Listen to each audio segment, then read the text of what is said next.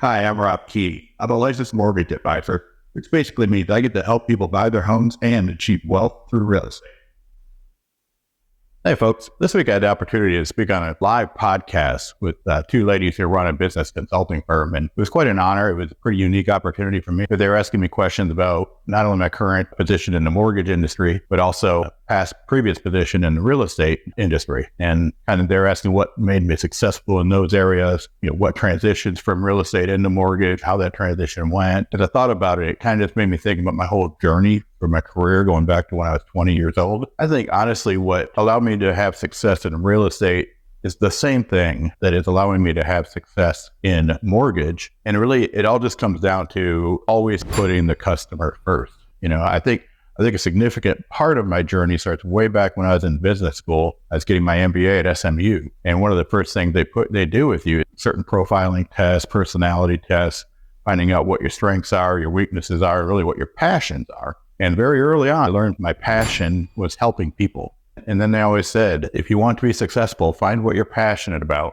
then find a way to make a living doing it. I think that passion for helping people has really what transcended into real estate and now mortgage. Because when it comes down to it, I'm not focused on my income. I'm never working with somebody with a focus on the commission or the income that I might make off it. I think that's totally the wrong motive. And my personal belief is that always focus on the client, always put the client first, do what is best for the client, even if that means send them to somebody else. I believe that when you take care of the customer first, the money will follow. I've lived by that and I've practiced that. I think that is really what helps have success, and I'm always glad to be very honest. And I tell all my customers up front, if they see something different elsewhere, bring it to me. Let me look at it. If I can't match it or beat it, I will by all means recommend that they go there because I want what's best for them. Certain other principles that I believe are fundamental: owning mistakes and taking care of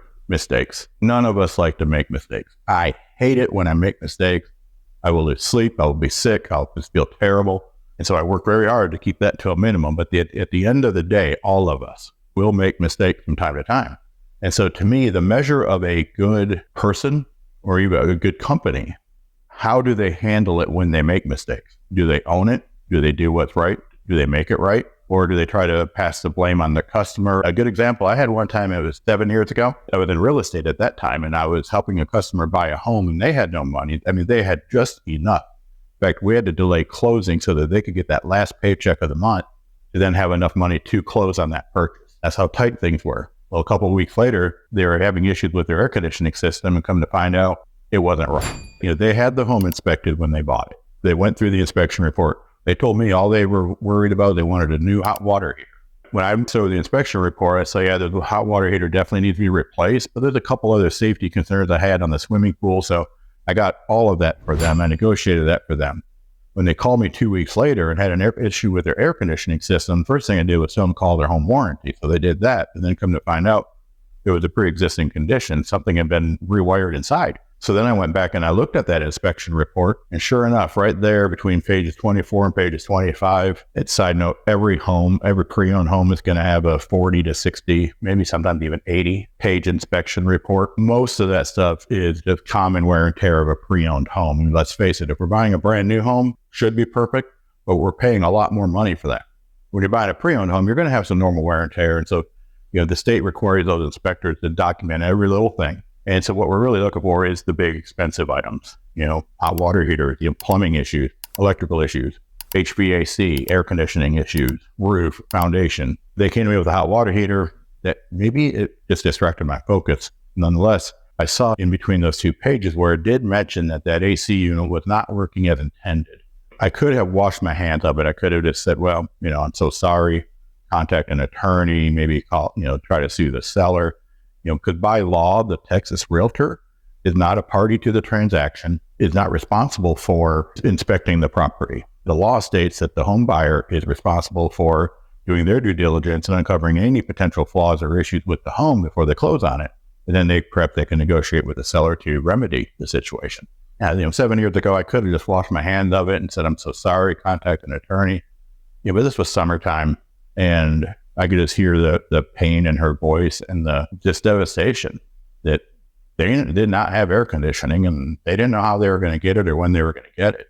At the end of the day, I called the home warranty company, and I had referred this customer to them and, brought them that policy. And I brought that company a lot of customers over the course of the year. I was selling about 40 homes per year. And I think I'd brought them 35 customers just in the previous 12 months. And so I leveraged that relationship, and they negotiated with them. They got a different contractor to come out, somebody that's really able to strip down the cost of the repair and the replacement. And they got it down to $5,000 from $8,000. And then I did, working with them more, they even agreed to cover half of the $5,000. It's a service for me from all my referrals. It was a pre-existing condition. Technically, they don't cover those things. And so first I let the customer know, hey, good news, it's only $5,000 now, and the home warranty company will cover half. And then she was still asking me, but I don't have $2,500. What do I do?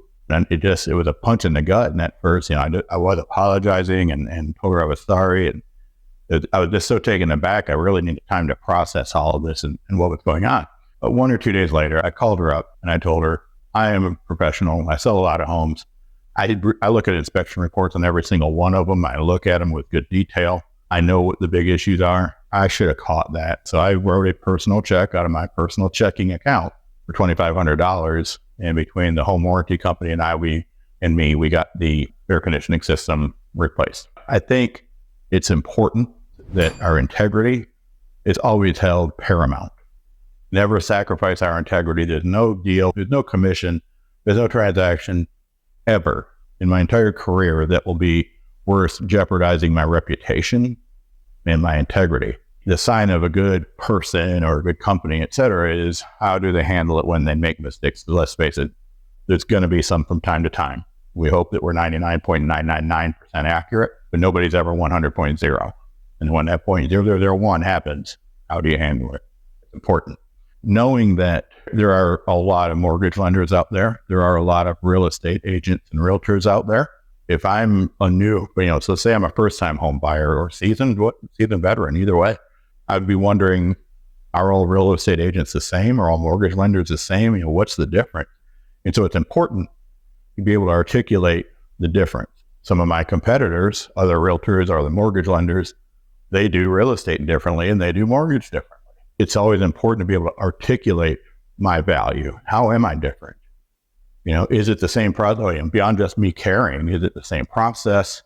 And really, no, it's not.